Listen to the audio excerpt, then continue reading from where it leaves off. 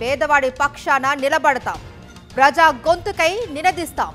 Voice of voiceless, తెలుగువారి మనస్సాక్షి సాక్షి TV.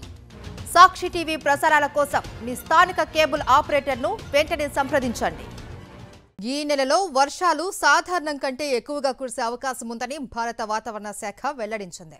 ఇక ఇప్పటికే ఆగస్టు నెలలో అనేక ప్రాంతాలలో రికార్డు స్థాయిలో వర్షాలు కురవగా సెప్టెంబర్లోనూ దేశవ్యాప్తంగా భారీ వర్షాల ముప్పు ఉందని ఐఎండీ హెచ్చరించింది. ముఖ్యంగా ఉత్తరాఖండ్, హిమాచల్ ప్రదేశ్, ఆంధ్రప్రదేశ్లోని రాయలసీమ, తమిళనాడు వంటి ప్రాంతాలను వర్షాలు ముంచెత్తే అవకాశం ఉందని అధికారులు చెబుతున్నారు.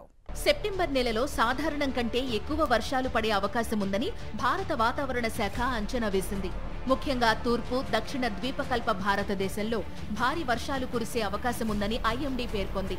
ఉత్తరాఖండ్, ఉత్తర రాజస్థాన్, హర్యానా, ఢిల్లీ, పంజాబ్, హిమాచల్ ప్రదేశ్ ప్రాంతాల్లో కుండపోత వర్షాల ముప్పు ఉందని హెచ్చరికలు జారీ చేసింది.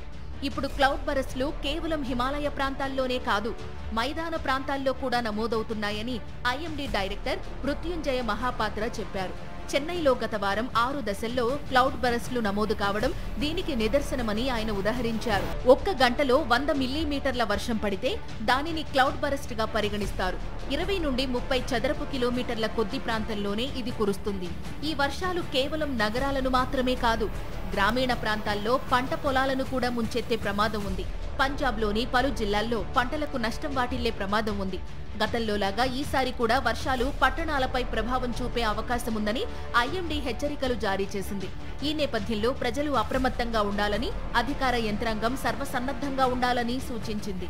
వర్షాలు కురిసే సమయాల్లో నదులు, వాగులు దాటకుండా జాగ్రత్తలు తీసుకోవాలని రాష్ట్రాలకు సూచించింది. పర్వత ప్రాంతాల్లో ప్రాణాపాయం కలిగించే ప్రమాదం ఉందని ముందు జాగ్రత్తలు తీసుకోవాలని కూడా కోరింది.